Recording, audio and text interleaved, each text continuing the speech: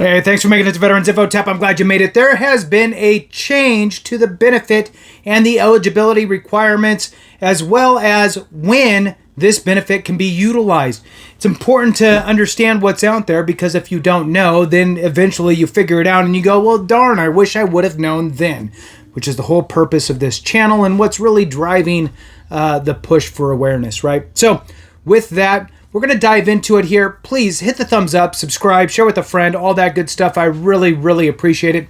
Every minute watched helps the channel push this information out into the hands of those that need it. And every thumbs up helps to tell YouTube to keep sending this message on. If you want to support the channel in other ways, consider being a member. Thank you so much to all you members. I really do appreciate your support. So, here's the thing. Not every single thing out there, benefit out there, is something that is going to directly apply to you. But it does apply to one of our brothers or sisters and could potentially change their lives or help them in some way. So I ask you to share this and watch it, because that's what happens. Anyway, so let's jump into it. What am I talking about? I am talking about eligibility requirements for Chapter 35. Chapter 35 is what? It is the Survivors and Dependent Educational Assistance program. Most of the time they drop off the survivors part and they just put Dependents Educational Assistance, which is DEA, which is weird that they call it three different things. So Chapter 35, which is the chapter in which it's under, which is Chapter 35. DEA, which is Dependents Educational Assistance. And then formally they call it Survivors and Dependents Educational Assistance.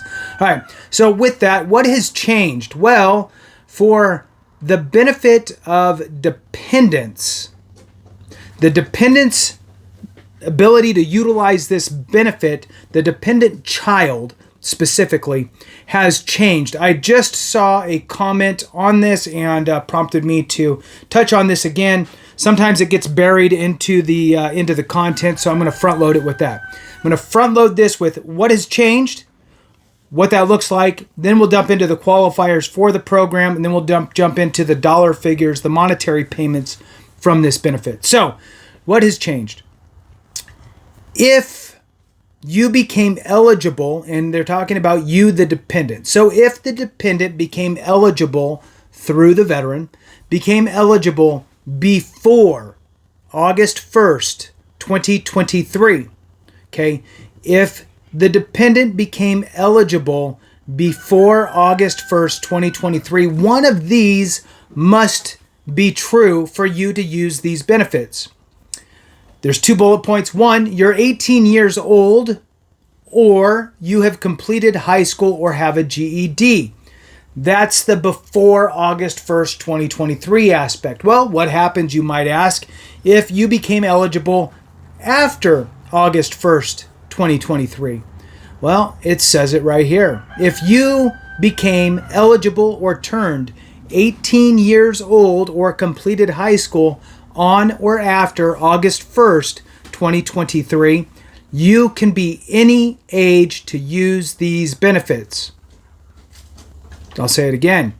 If you became eligible or turned 18 years old or completed high school on or after August 1st, 2023, you can be any age to use these benefits. So, there's twofold here, right? They may have been eligible 10 years ago, but they were 8 years old or 6 years old. Now, they graduate high school in 2024 or 2025. They graduate high school. Well, now they can be any age. It doesn't matter that they were eligible before, because they weren't really fully eligible, if you know what I mean. Even if the veteran met the criteria for their dependents to utilize this benefit, the dependent child really wasn't eligible yet. So if, for most people, it will be if the dependent child graduates high school after August 1st, 2023, they can utilize this benefit at any age, which means they can be 17 years old, they could be 16 years old. It's as long as they graduated high school. All right, now what it doesn't say here is GED. And it might be an oversight on their description on their webpage. This is the VA's webpage. But remember that before August 1st, 2023, it says if you're 18 years old or you completed high school or have a GED. So you would assume that would still be the same criteria for the after August 1st, 2023 to have the GED aspect as well. If you have any questions or concerns or thoughts on this, reach out to the VA at their education phone number hotline. I will actually rattle that off here in a second. I'm going to pause this and I'll jump right back. All right, so it says you can call the Veterans Affairs Education Hotline at 888-442-4551. You can rewind this to get that number if you need to, but you can call that number. All right, so as far as eligibility is concerned, what makes a dependent spouse or child eligible for this benefit? Let's dive into that.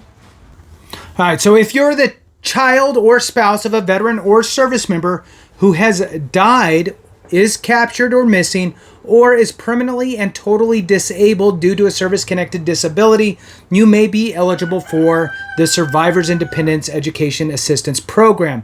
Now, what they're saying there is if you are 100% permanent and total, that's the qualifier on the veteran side. If you're captured or missing in action, or if the service member had died, those are other entries into it.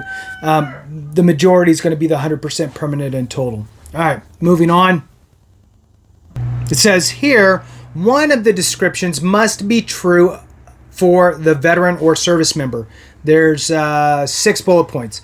The veteran is permanently and totally disabled, so 100% permanent and total, due to a service-connected disability, or the veteran has died as the result of a service-connected disability, or the service member died in the line of duty, or the service member is missing in action or was captured in the line of duty by a hostile force for more than 90 days, or the service member was forcibly detained or interned in the line of duty by a foreign entity for more than 90 days. Or the service member is in the hospital or getting outpatient treatment for a service-connected permanent and total disability and is likely to be discharged for that disability. Now, as far as the dollars and cents are concerned, this just changed effective October 1st with a 3.2% increase due to the Consumer Price Index, which is essentially COLA for this program. Now, moving on here, effective October 1st, 2024, the Chapter 35 rates are listed here, and it says that if you were to go full-time, you'd be looking at $1,536 per each full month. 3/4 time would be $1,214 for each full month, and half time would be $890 for each full month. Now, let me throw this out there to you. The dollar amount that you are receiving, the monetary benefit of this program, goes to the beneficiary, which would be the dependent child or spouse.